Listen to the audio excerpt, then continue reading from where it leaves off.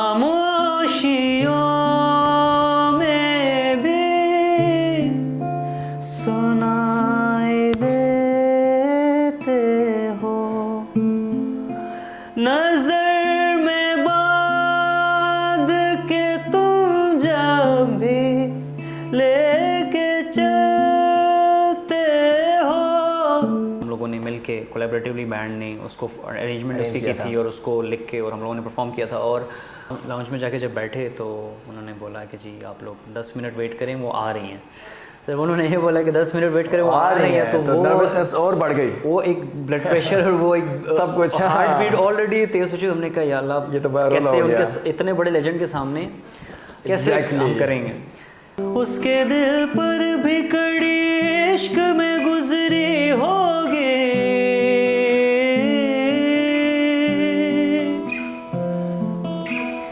उसके दिल पर भी कड़ी इश्क में गुजरी होगी, नाम जिसने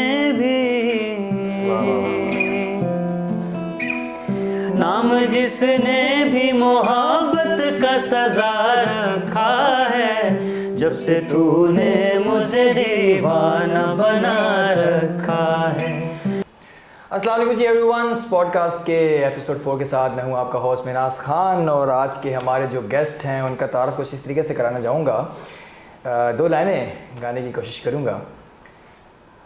आशिकी की है कोई गुनाह तो नहीं।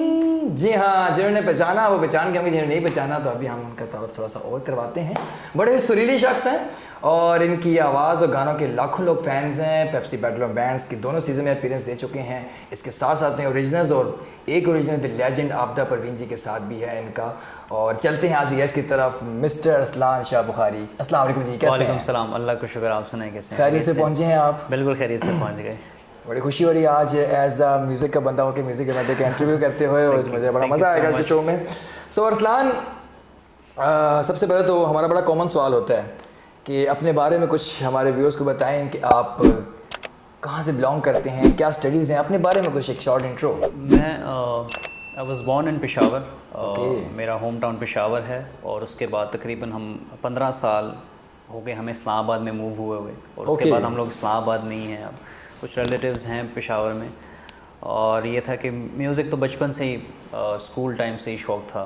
और कॉलेज में आके थोड़ा सा आपको कह लें कि पुश मिला, मोटिवेशन मिली, लोगों ने मोटिवेट किया और उसके बाद उसको थोड़ा सा कंटिन्यू किया वेलकम पार्टीज़ में। और जितने भी शोज़ हैं वो आहिस्ता आहिस्ता हम लोगों ने करना शुरू किया और उसके बाद जो है एक सीक्वेंस बनता गया और फिर पेप्सी आया और उसके बाद जो है दैट्स ग्रेट हो गया। तो मतलब मुझे ख्याल आपको बचपन से ही एक आमद हुई, या क्या कह सकते हैं हम इसको, कि कैसे एक होता है ना एक बंदे का फर्स्ट टेक कि हम स्टेप रखना है जी अब इस चीज़ में, तो कैसे आपका वो एंट्रेंस हुई म्यूज़िक? स्कूल में दोस्तों के साथ गा लिया थोड़ा सा, और फिर कॉलेज में एक वेलकम पार्टी पे परफॉर्म किया था। तो वहाँ के डायरेक्टर साहब ने जो है जब उनकी स्पीच हुई तो उन्होंने बोला कि जी ये कौन था, इसका नाम क्या है। तो मैं डर गया, मैंने कहा शायद मैंने अच्छा परफॉर्म नहीं किया है, मुझे वो कुछ ऐसा सीन है। लेकिन उन्होंने बुलाया और उन्होंने मुझसे दोबारा परफॉर्म करवाया। उसके बाद वो एक सीक्वेंस चल पड़ा वेलकम पार्टीज़ में मेरी परफॉर्मेंस होती थी और जो आपके कैंपस थे वहाँ भी जाता था मैं परफॉर्म करने।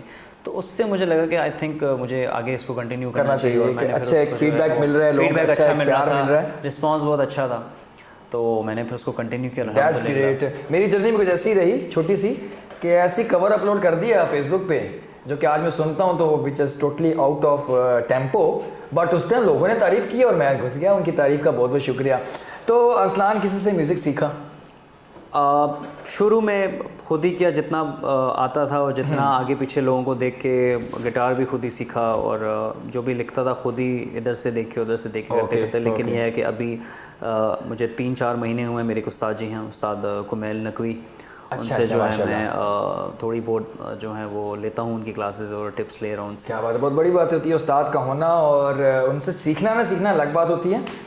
एक उस्ताद का होना बहुत बड़ी बात होती है, उनकी दुआ, उनका बैठना, उनका जो एक कितना अपीयरेंस, उनकी एक क्या कहेंगे हम, एक्सपीरियंस बहुत मैटर करता है। उनका एक एक्सपीरियंस है एक चीज़ में, और ऑब्वियसली मुझे वो मैं जहाँ मुझे कुछ आवाज़ में मैं लैक करता था फील, और बहुत सारी चीज़ें हैं, सिर्फ गाना ही नहीं होता, एक्सप्रेशंस, आपकी आवाज़ में फील, ये सारी चीज़ों की उन्होंने मुझे गाइड किया, और मैं उनका बहुत शुक्रगुजार हूँ कि उन्होंने मुझे क्या बात है, बड़े लकी हैं आपको उस्ताद मिले हैं। और घर से रोक टोक रही कभी म्यूज़िक में या सपोर्ट मिली अच्छी? स्कूल टाइम पे, कॉलेज टाइम पे थोड़ी सी रोक टाक जो है वो करते थे कि पढ़ लो पहले, फिर इसको आगे कंटिन्यू करना, और अभी ये उम्र नहीं है, इसमें कोई फ्यूचर नहीं है, और इस तरह से चीज़ें थी। ऑब्वियसली हर बंदा आपको उस वक्त, कुछ लोग मोटिवेट करते हैं, कुछ लोग डिग्रेड भी करते हैं, लेकिन ये था कि मैं फोकस था और मैंने उसको लेके कंटिन्यू किया, और ये था कि अल्हम्दुलिल्लाह फिर एक ऐसा लेवल आया, एक ऐसा टाइम आया कि जब उन्होंने टीवी पे देखा तो काफ़ी प्राउड फील किया उन्होंने, काफ़ी प्राउड फील किया, और आप फुल सपोर्ट है घर की तरफ से ऑब्वियसली। अब लाइक उनको ये चीज़ अब अच्छी लगती है कि मैं इवेंट्स करता रहता हूँ, परफॉर्म करता रहता हूँ स्टेज पे। है, काश मेरा भी ऐसा हो जाए इंशाल्लाह। इंशाल्लाह। तो अरसलान, कोई आइडियल इंस्पिरेशन आपके रहे हों?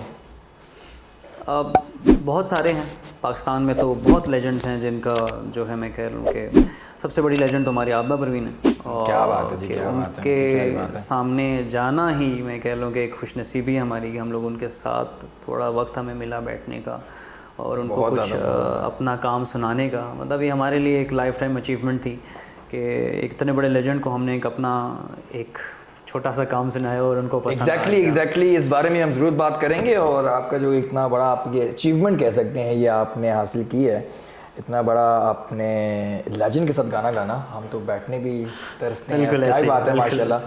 तो मेन आइडियल क्या कहेंगे, कौन आपका मेन आइडियल रहा है? इंस्पिरेशन, चलो इंस्पिरेशन तो जिसके थ्रू आप थोड़ा सी मोटिवेशन मिलती है, चलो मैं भी करता हूँ इंस्पिरेशन है, और आइडियल कौन रहे हैं कि यार यही है सिर्फ? म्यूज़िक में अगर बात की जाए तो हमारे सजाद अली साहब हैं, जिन्होंने लाइक काफ़ी उनका एक पूरा एक दौर है उनका, और आई थिंक वो फॉरएवर है, वो उनका जो दौर है खत्म नहीं होने वाला, उन्होंने अपनी जर्नी गुजारी है। उनसे मुझे काफ़ी इंस्पिरेशन मिली। शफकत अमानत साहब हैं, उनसे मुझे काफ़ी, उनका मेरे भी पहले जी, उनका जो एक ही आई थिंक उनका एवरग्रीन ट्रैक है, जो कभी भी जब भी आप उसको परफॉर्म करेंगे, वो कभी भी आपको जो है वो हमेशा एक नई फील, बैंड भी है और बिल्कुल हमारा और यही एक वजह भी थी जिसकी वजह से हम लोगों ने अपना जो बैंड का नाम था वो खमाज रखा था, बिकॉज इस गाने को मुझे प्रैक्टिस करने में तकरीबन 8 महीने लगे थे। बहुत मुश्किल ट्रैक है, गा लेते हैं लोग, बट टेक्निकलिटीज भी होती हैं। तो खमाज का मतलब भी तो बताएं हमारी आवाम को। खमाज बेसिकली ये जो ट्रैक था, इसका नाम खमाज नहीं था, इस ट्रैक का नाम मोरा सैया था, सैया मुझसे बोले ना, ये राग खमाज में था, और एक राग भी है और एक ठाट भी है। एग्जैक्टली। तो इस वजह से जो है हमने कहा कि क्यों ना बैंड का नाम खमाज भी रखा जाए, और डिफरेंट भी था, काफ़ी यूनिक था, म्यूजिक से रिलेटेड भी है। तो अरसलान, कुछ स्पेसिफिक जॉनरा जो आप कहते हैं यार पसंद करते हैं, और कोई ऐसा जॉनरा जो आप कहते हैं यार इसमें मैं परफेक्ट हूँ? परफेक्ट तो खैर कोई नहीं होता, बट मैं अच्छा हूँ इसमें। आई थिंक क्लासिकल ही है, क्लासिकल, सेमी क्लासिकल। जब मैंने स्टार्ट लिया तो मुझे काफ़ी लोग रिस्पॉन्ड करते थे कि यार ये बहुत अच्छा गाते हो आप, ये गाना बहुत अच्छा गाते हो, तो ज़्यादातर वो गाने क्लासिकल, सेमी क्लासिकल होते थे। तो फोकस तो ऑब्वियसली ये बेस भी है, क्योंकि क्लासिकल से ही आपके बाकी सब जॉनर्स निकलते हैं, और सारी चीज़ें वो जो है बिल्कुल बेस करती हैं क्लासिकल पे।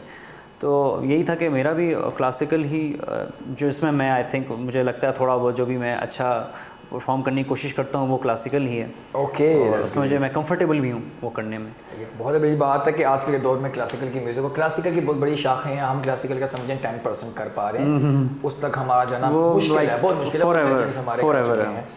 सो अरसलान, पहले तो हम बीच में आपसे गाना सुनेंगे। जी बिल्कुल, ठीक है, अपनी मर्जी का एक बेहतरीन सा गाना हमें सुनाएं, और उसके बाद आगे बढ़ते हैं।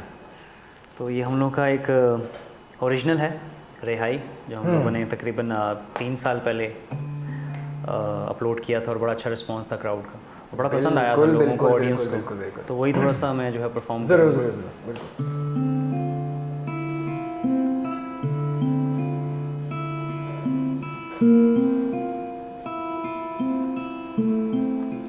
जहाँ मैं देखूं वही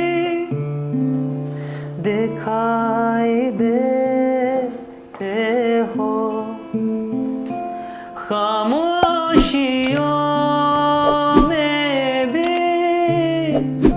सुनाई देते हो, नजर में बादल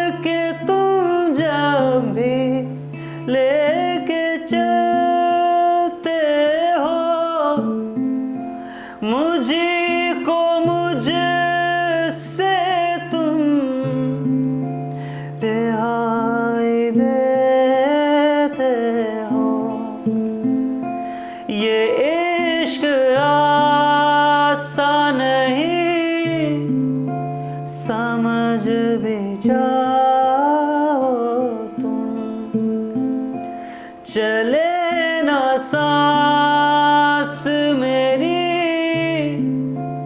अगर ना आओ तुम,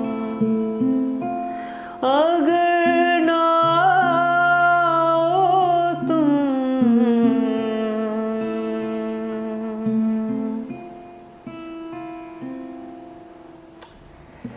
क्या बात है असलान, मैं तो म्यूजिक सुनता हूँ ना तो मैं बिल्कुल ही खो जाता हूँ। तो क्या ही बात है, बड़ी अच्छी फील के साथ आपने गाना गाया। फील के साथ गाना बहुत ही मुश्किल काम होता है और ये गाना भी चाहिए। सुर खुदा ने दिए होते हैं, सबको गा लेते हैं लोग। मैं गाने को मुश्किल नहीं मानता, बट फील के साथ गाने को मैं मुश्किल मानता हूँ। और क्या बात है, बहुत खूब गाया। तो असलान, खमाज बैंड का ये पहला गाना रिलीज़ हुआ था और बड़ा अच्छा रिस्पॉन्स आवाम की तरफ से रहा है। सो बताएं कि खमाज कैसे बना, कैसे आप लोग यूनाइट हुए एक साथ? खमाज की बड़ी मज़े की स्टोरी है। मैं एज अ सोलो आर्टिस्ट एक इवेंट में परफॉर्म करने गया और वहाँ पे वो एक कंपटीशन हो रहा था और वो अल्लाह के फजल करम से मैं उसमें जीत गया, उसको मैंने विन किया। तो वहाँ पे एक गिटारिस्ट थे महमूद, और वहाँ पढ़ रहे थे उस यूनिवर्सिटी में, इकरा यूनिवर्सिटी की बात हो रही। और वहाँ से हमने उनको ड्रॉप किया वापसी पे, और हम लोगों ने उनकी बहुत अच्छे गिटारिंग जो गिटार्स पे थे बहुत अच्छा कर रहे थे, तो मुझे बड़ा पसंद आया। तो मैंने कहा कि हम लोग का एक कल इवेंट है, तो अगर आप हमारे साथ प्ले कर लें। तो उन्होंने कहा कि श्योर, कोई मसला नहीं है। और उसके बाद उन्होंने 2-3 और म्यूजिशियंस को बुलाया, उन्होंने बोला एक जैम कर लेते हैं। फर्दर वो जानते थे 3-4 म्यूजिशियंस को।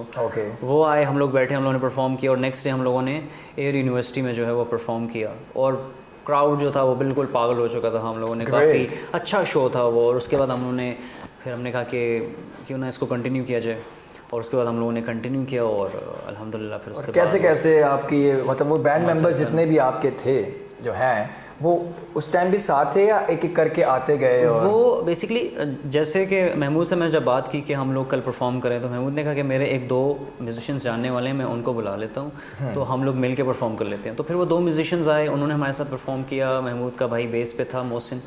तो हम लोगों ने एक कोलैबोरेटिवली हम लोगों ने परफॉर्म किया, तो बहुत अच्छा गया। उसके बाद वो एक हमारी टीम बन गई, एक बैंड बन गया, एक बैंड फॉर्म हो गया, और हम लोगों ने इस तरह से परफॉर्म करना शुरू कर दिया। फिर एक आध जब पेप्सी था तो एक आध बीच में जो हमारा म्यूजिशियन था उसको वो नहीं जा सका, उसको कुछ प्रॉब्लम्स थी, फैमिली प्रॉब्लम्स थी। तो इस तरह से था, लेकिन ये था कि ये एक स्टोरी। और कितना टाइम हो गया इस खमाज बैंड को? खमाज को फॉर्म हुए तकरीबन 5 साल होने को हैं। 5 साल। और आपको हम कहें तो आपने कहा मैं बचपन से, मैं तो तकरीबन मुझे 12 साल हो गए हैं कि मैं म्यूज़िक जो है वो कोशिश कर रहा हूँ करने की। बेहतरीन हो गया, काफ़ी रहता है सीखने को।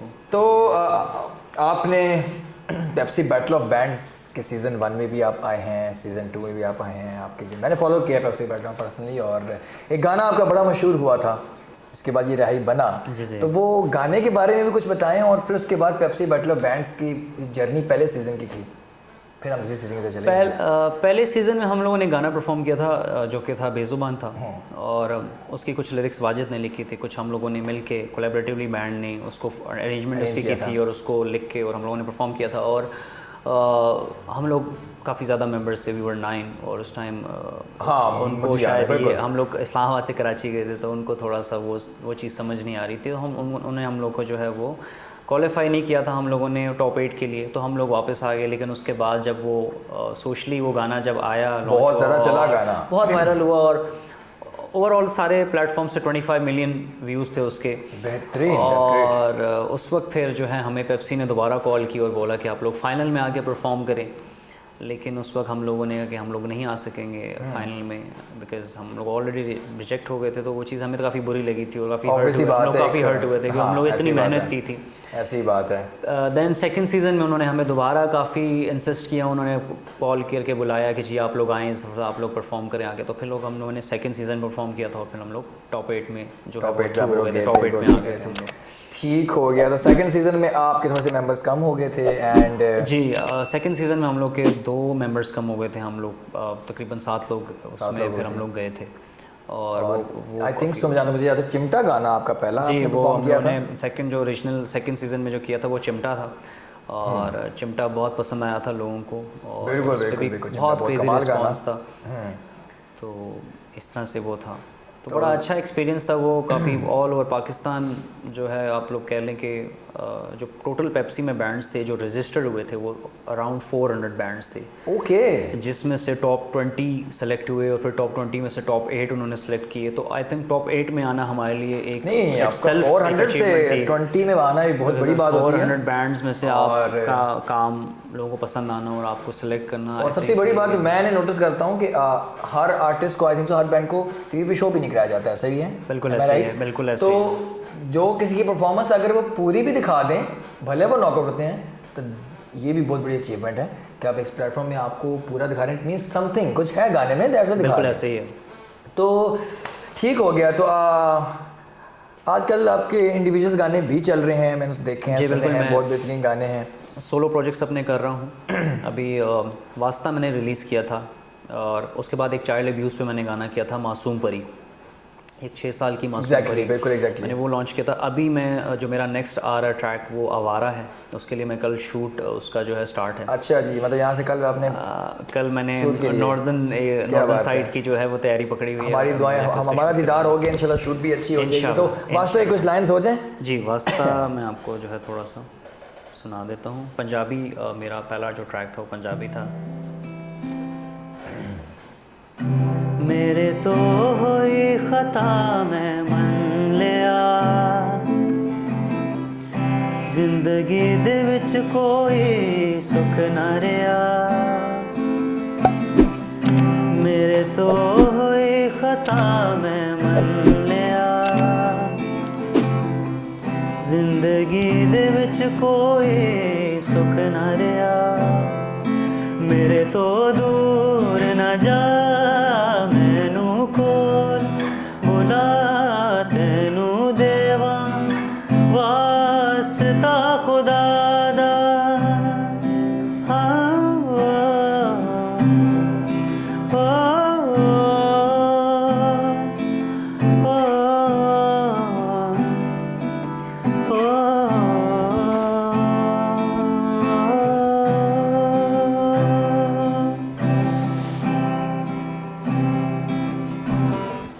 बैजा कर दिया के सराने है, न जा दूर छड़ भी दे बहाने। मनता में मंगिया तेरे नाम दी, दिल दी गल्लां तू यो जान दी। पर मैनू क्यों नहीं अपना तू मान दे। मेरे तो दूर न जा मैनू कोल, बुला तैनू देवा वास्ता खुदा दा। अरे वाह वाह वाह वाह, बहुत ही खूबसूरत ओरिजिनल है, बहुत ही खूबसूरत। और मैंने बिल्कुल सुना हुआ है, और क्योंकि असलान हमारे गेस्ट के साथ साथ मेरे दोस्त भी हैं और म्यूज़िक के बंदे हैं, क्योंकि हम भी म्यूज़िक करते हैं। अब एज अ होस्ट म्यूज़िक कर नहीं सकते, करेंगे आज हम। लेकिन असलान क्या बात है, बहुत ही कमाल। और आपने एज एन इंडिविजुअल बहुत कमाल गाना, और अच्छा composition wise and plus lyrics wise बहुत कमाल। और तो मुझे बताएं, खमाज, ये थोड़ा सा अभी आपका काम आजकल थोड़ा हल्का हुआ होगा खमाज बैंड का, तो आप अभी भी खमाज के साथ काम कर रहे हैं? बिल्कुल, अभी मैं खमाज के साथ ही हूँ, हम लोग काम कर रहे हैं। बेसिकली हम लोगों ने अभी एक एल्बम की थी कराची में जाके। एल्बम के जो है तकरीबन 6 ओरिजिनल्स जो हमने ऑडियो वीडियो दोनों उसकी हो चुकी हैं। अभी उसकी पोस्ट पे थोड़ा सा टाइम लग रहा है, थोड़ा टेक्निकल इश्यूज़ हैं, जिसकी वजह से खमाज जो है वो इवेंट्स और फर्दर जो गाने रिलीज़ नहीं कर रहा।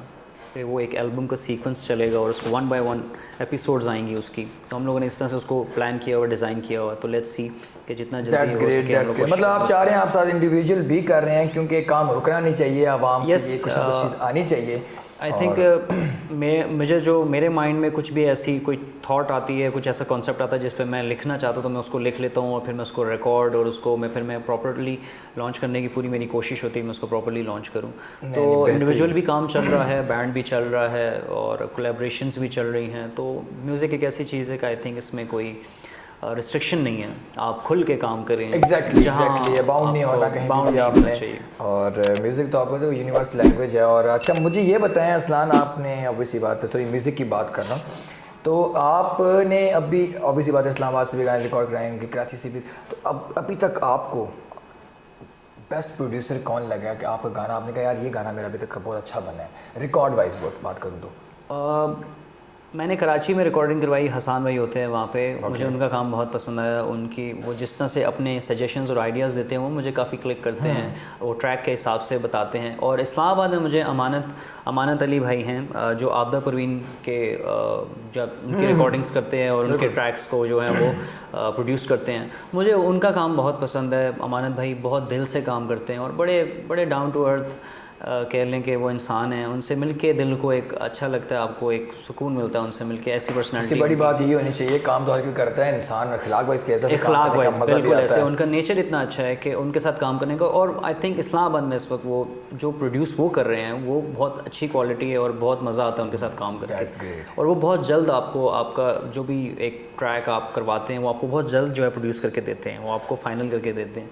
क्या बात है, एक टाइम पीरियड, ये एक डेडिकेशन होती है काम के साथ। असलान मुझे एक ना चीज़, शायद maybe I am wrong, might be, मुझे हमारे पाकिस्तान में ना मास्टरिंग उस लेवल की अभी तक नहीं सुनाई थी। क्या वजह है, क्या कहते हैं आप कि हम क्यों पीछे हैं मास्टरिंग, मिक्स मास्टरिंग के ऊपर? तो मिक्स भी चलो समहाउ ठीक है, बट मास्टरिंग में हम वो क्वालिटी नहीं दे पा रहे जो हम सुनते हैं। ऑब्वियसली देखें, एक तो रिसोर्सेज, यहाँ पे सबसे पहली चीज़ रिसोर्सेज नहीं है हमारे पास, इक्विपमेंट हमारे पास नहीं है। जिस तरह का बॉलीवुड और हॉलीवुड जिस तरह से उनके पास इक्विपमेंट है, वो एनालॉग पे काम कर रहे हैं, और उनका जिस तरह का इक्विपमेंट है अगर वो हमें भी प्रोवाइड किया जाए तो डेफिनेटली हम लोग भी वो चीज़ प्रोड्यूस कर सकते हैं। और हम लोग फिर ऑब्वियसली हम लोग अगर एक पाकिस्तानी ट्रैक को एक बॉलीवुड के साथ और एक जो है आप हॉलीवुड के साथ उसको वो करें तो जाहिर से उसमें फ़र्क आ जाता है। तो मेन डिफरेंस यही है कि इक्विपमेंट आपका जो है ना बहुत मैटर करता है। और वो इक्विपमेंट्स अगर इट माइट बी होंगे तो बहुत कम लोगों के पास होंगे, क्योंकि वो बहुत एक्सपेंसिव इक्विपमेंट्स है। yes. हर प्रोड्यूसर रख भी नहीं पाएगा, ऑब्वियसली यहाँ पे कोई अफोर्ड भी नहीं कर सकता। हाँ, क्योंकि ये बात भी आ जाती है। ठीक हो गया अरसलान, अब हम, क्योंकि आपका एक बहुत बड़ा प्रोजेक्ट हुआ द लेजेंड आपदा परवीन जी के साथ, और बड़ा कमाल का गाना, और इससे बड़ी अचीवमेंट क्या हो सकती है कि एक लेजेंड के साथ बैठना बहुत बड़ी बात है। आपने तो माशाल्लाह गाना उनके साथ गा लिया और निभा भी लिया।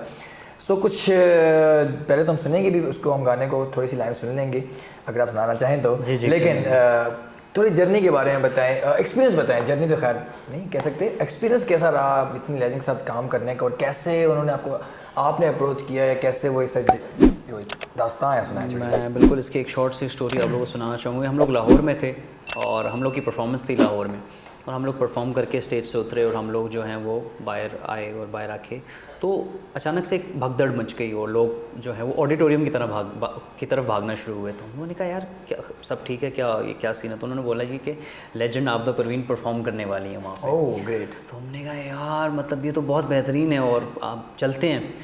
तो महमूद ने बोला कि पास पता है कितने का? तो मैंने कहा नहीं। तो उन्होंने कहा 7,000 का पास है। Okay. एक जो पास है वो 7,000 का है। वी वर 7 इन, उस वक्त हम लोग 7 लोग थे, बंदे हैं, तो 70,000। तो हम लोगों ने कहा यार मतलब ये एक ऐसी हमारी ख्वाहिश थी, कभी उनको लाइव जो है वो परफॉर्म करते हुए नहीं सुना। तो बड़ा उस वक्त एक ख्वाहिश थी दिल में कि यार काश हम लोग उनको सुन पाते लाहौर में। फिर हम लोग वापस आए, वापस आके हमारा एक अमानत भाई से मुलाकात हुई। अमानत भाई को मैंने बोला कि हम लोगों ने वैसे एक ट्रैक बनाया है फरियाद, और हम चाहते हैं कि उसमें जो लेजेंड आपदा परवीन है वो एक लाइन गा दें, सिर्फ शुरू में बस एक लाइन गा दें, हमारे लिए वही बहुत है। तो उन्होंने कहा कि चलो मैं बात करता हूँ। और उस वक्त उनका एक सीज़न चल रहा था, तो उन्होंने हमें एज एन लाइक ऑडिशन पे बुलाया, हम पूरे बैंड को। वी वर नर्वस कि हमने कहा चलें। तो पहले हम लोग उनके पास गए, तो उनके बेटे बैठे हुए थे, उन्होंने हमसे वो ट्रैक सुना। जब उन्होंने ख़त्म किया तो वो चुप करके रूम से बाहर चले गए। तो हम लोग डर गए, हम लोगों ने शायद नहीं पसंद आया या उनको ऐसा लगा कि हमने उनका टाइम वेस्ट किया है या शायद, तो हम काफ़ी डर गए थे। तो तकरीबन 10 मिनट के बाद उनके बेटे सारंग लतीफ़ जो है वो आए, और उन्होंने बोला कि जी आप लोग नीचे लाउंज में आ जाएं। अब हम आपदा परवीन के मैम के घर पे ही थे, तो हम लोग नीचे चले गए। हम लोग जाके लाउंज में बैठे। अब हम लाउंज में जाके जब बैठे तो उन्होंने बोला कि जी आप लोग 10 मिनट वेट करें, वो आ रही हैं। जब उन्होंने ये बोला कि 10 मिनट वेट करें, वो आ रही है, तो वो नर्वसनेस और बढ़ गई, वो एक ब्लड प्रेशर और वो एक सब कुछ, हार्ट बीट ऑलरेडी तेज हो चुकी। हमने कहा या अल्लाह, ये तो बड़ा रोला कैसे हो गया। उनके इतने बड़े लेजेंड के सामने कैसे हम करेंगे। तो फिर वो आई, तो उस लाउंज का एक दरवाज़ा था जो ट्रांसपेरेंट था थोड़ा सा, तो पीछे कोई खड़ा हो तो आपको नज़र आ जाता है कि कोई एक अक्स आपको। तो जब उनका हमने अक्स देखा तो हमने कहा बस उस वक्त हम लोग लाइक बिल्कुल समझ नहीं, बिल्कुल सब कुछ बंद हो चुका था कि मतलब जिसकी हम ख्वाहिश कर रहे थे कि लाए सुने वो सामने हमारे सामने वो एंटर हुई, हम लोग खड़े हुए, हम लोग एक अलग ही उस वक्त आपकी कैफियत होती है, कैफियत हमारी भी कैफियत बहुत अलग थी। लेकिन उनका इखलाक इतना कोई बेहतरीन और इतना कोई अच्छा इखलाक, इतनी वो डाउन टू अर्थ कि हम लोग सब भूल गए, हमें उन लगा ही नहीं कि हम मैम आपदा कुरैन लेजेंड से जो हैं वो मिल रहे हैं। क्या बात है। हाथ जोड़ते हुए उन्होंने हम सबसे सलाम किया, सबसे, और फिर बोला सबसे बड़े प्यार से सबको बिठा के, और उन्होंने फिर बोला कि जी बाबा आप लोग सुनाएं क्या ट्रैक है। तो वो उनके इखलाक से हमें इतना एक मोटिवेशन मिली, इतना कॉन्फिडेंस मिला कि हम लोगों ने कहा कि यार बस ठीक है, बस ये अब अच्छा आएगा, ये ऑडिशन देना ही देना। क्या बात है। तो हम लोगों ने परफॉर्म करना स्टार्ट किया, वो बैठी हुई थी, हम लोगों ने परफॉर्म किया गाना पूरा, उनको गाना सुनाया, तो बीच में जो है वो रो पड़ी। अच्छा। वो रो पड़ी सुन के, और हम लोग भी काफ़ी इमोशनल हो गए थे क्योंकि वो गाना हमारे दिल के बहुत करीब था। उसकी वर्डिंग्स ही ऐसी, फरियाद करूं तेरे दर पे, अल्लाह ताला से एक फ़रियाद है, तो उसमें कैफियत ही आपकी एक इमोशनल हो जाते हैं आप, तो वो चीज़ थी, तो वो रो पड़ी। तो जब रोई, तो जब हम लोगों ने ख़त्म किया तो उन्होंने बोला कि अमानत भाई को बोला कि बाबा इनके वोकल्स रिकॉर्ड कर लें, डमी वोकल्स, ताकि मैं सुन के उसको, और वो तो वो वहाँ से ही उन्होंने ग्रीन सिग्नल दे दिया था कि I am willing to do the song. तो हम लोग के लिए बहुत बड़ी बात हुई, मतलब वो रात हम लोग सो नहीं पाए थे कि मतलब लेजेंड आपदा कुरैन जो कह रहे हैं कि हाँ इनका वो। तो 27वीं रमज़ान थी वो, मेरे वोकल्स हुए, और अमानत भाई ने एक माइक पे वोकल्स लिए, जो एक वोकल माइक होता है, एक नॉर्मल जो परफॉर्म, एक डायनामिक माइक पे उन्होंने वोकल लिए, और उन्होंने कहा ठीक है जी, पूरा गाना ही उन्होंने वोकल ले लिए। और एक हफ़्ता गुजरा, 2 हफ्ता गुजरा, मैं वेट कर रहा था कि अब फाइनल वोकल्स के लिए जो है वो अमानत भाई बुलाएंगे। तो 2 हफ्ते बाद जो है वो उनका मैंने कॉल की, मैंने अमानत भाई से पूछा कि अमानत भाई मुझे थोड़ा आप बताएंगे कि फ़ाइनल वोकल्स के लिए कब आने और कब रिकॉर्ड होने। तो उन्होंने कहा कि फ़ाइनल वोकल्स हो गए आपको ज़रूरत ही नहीं आने की। अच्छा। तो वो जाहिर सी बात है, उस वक्त एक ऐसी कैफियत थी कि वो डमी वोकल्स भी मैंने इतनी ऐसा होता है, इतनी उससे दिए कि मैंने उसको बिल्कुल एज अ डमी वोकल नहीं लिया, मैंने उसको प्रॉपर्ली, ऑब्वियसली बात है कि सुनना दी लेजेंड ने था, तो फिर तो मैंने उसको वैसे करके दिया। तो उन्होंने कहा कि इससे खूबसूरत नहीं आ सकते, ये डन है, ये फाइनल वोकल है। तो बस ये बड़ी एक मज़े की स्टोरी थी। फिर वो रिलीज़ हुआ, और अल्हम्दुलिल्लाह अभी वो 3.6 से 0.7 मिलियन, नहीं माशाल्लाह, बहुत बेहतरीन, बहुत बेहतरीन, बहुत एक लाइफ टाइम अचीवमेंट। कभी होता है ऐसा कि मतलब मैं, मेरे एक ओरिजिनल था, मैंने रिलीज़ नहीं किया, तो मैंने एक रफ वोकल दिया एंड मैं घर आ गया, उस बंदे ने रफ वोकल ऐसा ट्रीट किया, मुझसे फाइनल दिया ही नहीं गया वैसा। तो कभी कभी ऐसा होता है आपका रफ वोकल बहुत अच्छा, क्योंकि कोई टेंशन नहीं होती, और कभी कोई टेंशन में बहुत ज़्यादा अच्छा भी आ जाता है, तो ये सीन भी होता है। मेरी भी आदत हमेशा से रही है कि अगर डमी वोकल्स भी हो रहे हो तो मेरी पूरी कोशिश होती है कि मैं उनको बिल्कुल जो है अच्छे से दूं, ताकि ये है कि चलो फाइनल फिर और भी समहाउ यूज हो जाते हैं डमी वोकल्स के कुछ पार्ट्स, क्योंकि वो कभी कभी कोई लाइन बंदा ऑन द स्पॉट ले लेता है, वो दोबारा नहीं ली जाती, क्या होता है ऐसा। So we are not a perfect. और मुझे पता है फरियाद लिखा किसने? फरियाद की स्टार्टिंग जो है वो मैंने उसको डिज़ाइन किया था। जितनी भी उसके अल्लाह के नाम और फरियाद करूँ, ये लाइन मैंने तेरे दर पे मौला मैंने उसको लिखा। फिर इसके बाद जो बाकी लिखा गया वो उस्ताद, मेरे जो उस्ताद हैं, उस्ताद को मैंने नकवी ने इनको कंप्लीट किया, इसको पूरे को। ओके। तो कंपोजिशन सारी आपकी बैंड के साथ कह सकते हैं, बैंड कंपोजिशन थी।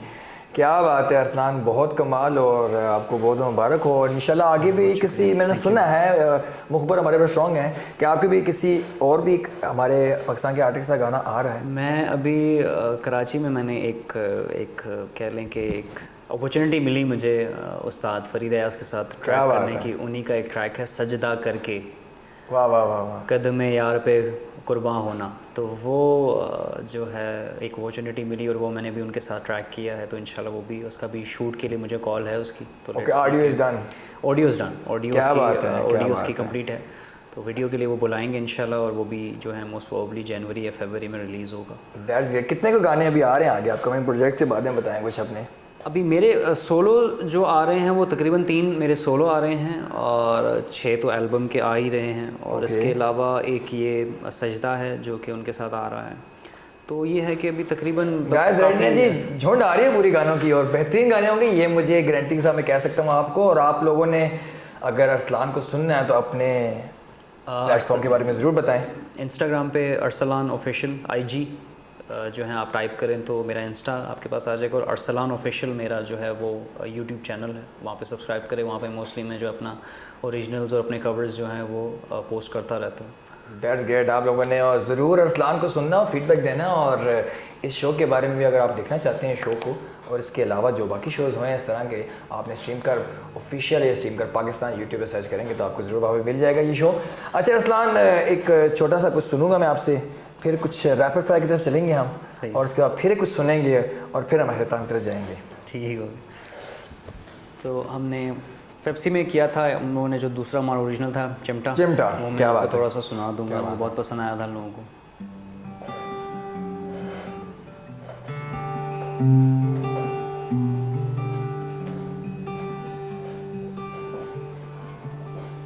हथ विच चिमटा वीनी वंगा नंगे पैरी जावा, हथ विच चिमटा वीनी वंगा नंगे पैरी जावा,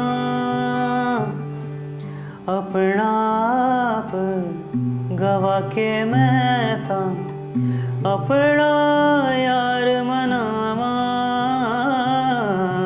हथ विच चिमटा वीनी वंगा।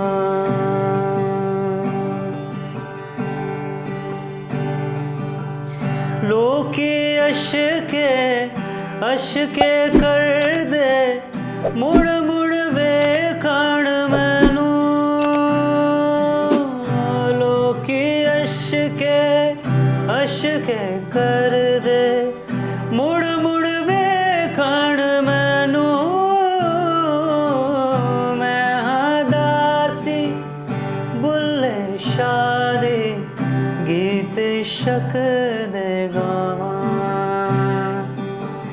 सुच्चा इश्क जे वेखा किधर देस डंडोरा पावा, नगरी नगरी मस्त मलंगा वांगू फेरे लावा, हथ विच चिमटा वीनी वंगा। हाथ विच चिमटा वीनी वंगा, ये मुझे इसका मतलब बताएं ज़रा। ये बेसिकली एक बुल्ले शाह के लिए किसी ने कलाम लिखा है और एक लड़की के पर्सपेक्टिव से लिखा है। ओके। कि हथ विच चिमटा, जो एक चिमटा होता है, वीनी वंगा, चूड़ियों को बोलते हैं वीनी वंगा। वीनी वंगा पूरा नाम है चूड़ियों का। अच्छा ओके ओके ओके। नंगे पैरी जावा, नंगे पैरी जावा, वाह वाह वाह। और अपना आप मतलब अपना आप गवा के, मतलब अपने आप को भुला के, और अपना यार मनावा, मतलब अपने यार को। वाह वाह, बहुत गोली। किसने लिखा हुआ है ये? बेसिकली जो है एक अननोन राइटर हैं, हमें भी ये कलाम जो है किसी के थ्रू हमें हमारे पास आया था, और इसके राइटर का आज तक अभी तक नहीं पता चल सका कि कभी ऐसा होता है। बिल्कुल होता है। और आपने बड़ा प्यारा, जो भी राइटर हैं जी, अब खैर अभी अल्लाह खैर करे, वो कहाँ पे होंगे मुझे नहीं पता, बट एक ट्रिब्यूट भी एक तरह से ये जी उन राइटर को जिन्होंने लिखा है, उनका नाम तो खैर नहीं पता चला, बट बहुत कमाल का उसको आपने एक डिस्प्ले दिया है। वर्डिंग्स को बोल देना बहुत बड़ी बात होती है, और बहुत कमाल उसकी फील। कंपोजिशन में मोस्टली हमारे लोग कंपोजिशन कर जाते हैं, बट कंपोजिशन का मेन फैक्टर आपके गाने के थीम पे डिपेंड करता है, और उस थीम के हिसाब से आपका वोकल, वेदर इट्स सैड, उसकी फील से गाना है। बिल्कुल ऐसे ही है ना, कहाँ पे मैंने बुलाना है तो कैसे बुलाना है, हंसना है तो कैसे हंसना है। क्या बात है। तो अरसलान, थोड़ा सा रैपिड फायर करेंगे हम। छोटा सा एक सेशन हमारा होता है रैपिड फायर का, तो म्यूज़िक का शो है एक तरह से हमारा, तो हम म्यूज़िक से रिलेटेड ही रैपिड फायर करेंगे। 5 सिंगर्स के नाम लूँगा मैं पाकिस्तानी, और आपने इनको 5 से 1 तक रेट करना है। सही, ठीक है। और जो सिंगर्स हैं वो हैं आतिफ असलम, अली ज़फ़र, शफ़क़त अमानत अली, आयमा बेग और सहारा रज़ा खान। अच्छा, तो फर्स्ट पे मैं करूँगा शफ़क़त अमानत साहब को। क्या बात है। सेकंड पे हमारे होंगे आतिफ असलम। ओके। और थर्ड पे जो हैं वो होंगे सहारा रज़ा खान। ग्रेट। और फोर्थ पे जो हैं वो अली ज़फ़र साहब हो गए। ठीक है। 5वें पे आयमा बेग नीचे आ गए। खैर हो, बस वो एक कह लें कि सारा जितनी वर्सेटाइल है एग्जैक्टली सारा जिस तरह अपने जॉनर से हट के जिस तरह की चीज़ें वो गाती है वो IMF एक थोड़ा सा जो लैग करती है। मैं बात करूं, लोगों को बुरा भी लग सकता है, लोग आतिफ असलम के बहुत फैन है, I am also fan of Atif Aslam जिन्होंने हमारे पाकिस्तान का नाम भी रोशन किया, बहुत अच्छे गाने गाए हैं। बट अगर म्यूज़िक की टेक्निकलिटीज़ एज ए म्यूजिशियन में बात करूँ, एज ए वोकलिस्ट बात करूँ, तो मुझे शफकत अहमद साहब बहुत पसंद है। या वेराइटीज़ ऑफ वोकल्स हैं उनके गले में, एक हरकत है। फिर सार रज़ा खान, सो अली ज़फ़र भी, मैं देखो अली ज़फ़र कमाल के वोकलिस्ट हैं, एक एक्टर के साथ साथ एक वोकल का, और जान भी बड़ी उनके वोकल में, क्या बात है। अच्छा जी, इसी तरह हम चलते हैं ज़रा नेबर कंट्री की तरफ चलते हैं, और वहाँ पे तो ढेर लगा हुआ सिंगर्स का। कुछ ही नाम मैंने निकाले हैं, कुछ मिस हो गए हैं, वो भी लेजेंड्स हैं। मैंने लेजेंड्स के नाम नहीं रखे, हमारे नुसरत साहब हो गए, हमारे नूरजहान जी होगी, ये लेजेंड्स हैं, इनको रेट करना बनता नहीं है, ये टॉप पे हैं, तो इसलिए मैंने थोड़ा सा यंग जनरेशन के हिसाब से बात किया। तो अरिजीत सिंह हैं, सोनू निगम जी हैं, जुबिन नौटियाल हैं, श्रेया घोषाल और सुनीधि चौहान। सबसे पहले तो इसमें टॉप पे जो हैं वो सोनू निगम साहब हैं। जितना वर्सेटाइल उनका वोकल, आई थिंक बहुत वर्सेटाइल, उनकी कोई बहुत क्लास, उनकी क्लास को कोई मैच नहीं कर सकता। सेकंड में ऑब्वियसली श्रेया घोषाल, क्या बात है, जितना खूबसूरत, जितना मीठा वो गाती हैं, जितना पक्का वोकल है वो किसी और का नहीं है। थर्ड पे अरिजीत हैं, काफ़ी उनके जो हैं वो वर्सेटाइल सिंगर हैं काफ़ी। और जो है फोर्थ पे हमारी सुनिधि चौहान होगी, और एंड पे आ गई जी जुबिन जी आज बहुत हिट जा रहे हैं माशाल्लाह। बस जुबिन जी आपको एक थोड़ा सा ये कौन सा उन्होंने सुनना है मुझे, बट जब आपको गाने बना के दे रहे हो कहीं ज़रा ओरिजिनल्स की तरफ आएँ, अपना गाना बनाएं, हमें ना चोरी करें, खुदा का वास्ते अच्छे खासे गाने पड़े हुए हैं, बनाएं। ऐसा ही आपका भी कुछ आइडिया? जो ऑलरेडी कैश हुए हैं गाने, उनको आप दोबारा कैश ना करें, अपना कंटेंट लेके आएँ, अपना कंटेंट बनाएं, ठीक है। और आप माशाल्लाह हमसे ज़्यादा समझदार हैं म्यूज़िक के मामले में, तो अपना कंटेंट बनाएं। कमाल का वोकल है जुबिन का, प्लेबैक वोकल बहुत अच्छा वोकल है। सो अरसलान, एक छोटा सा म्यूज़िक आखिरी, कोई भी गाना आप, लेकिन कोई कवर गाना ऐसा हो कि साथ साथ मैं भी गाऊंगा, मुझे भी मौका आज मिलना चाहिए गाने का थोड़ा सा। हम लोगों ने एक ट्रिब्यूट दिया था अपनी तरफ से, एक छोटी सी कोशिश की थी। Obviously the legend of the brain, वो गाना क्या बात है, किसी के बस में नहीं है, जिस तरह जितनी क्लास उनकी, जिस तरह का उनका एग्जैक्टली कोशिश ही कर सकते हैं। यहाँ पे ना इंडिया में, आई थिंक पूरे पाकिस्तान में, पूरे दुनिया में कोई इस तरह का वोकल आपको नहीं मिला, जितनी जान और जितनी पावर उनके वोकल में है। तो उनको हम लोगों ने एक छोटा सा एक रेंडेशन की थी, एक कवर की, जब से तूने मुझे दीवाना बना रखा है। क्या बात है, वो आपको चले आप गाएं हरकल के साथ, मैं भी सर्कल करना, पीछे से स्टीयरिंग को हाथ लगाऊंगा। क्या बात है।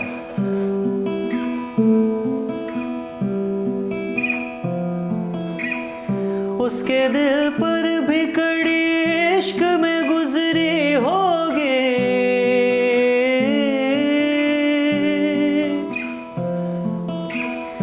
उसके दिल पर भी कड़ी इश्क में गुजरी होगी, नाम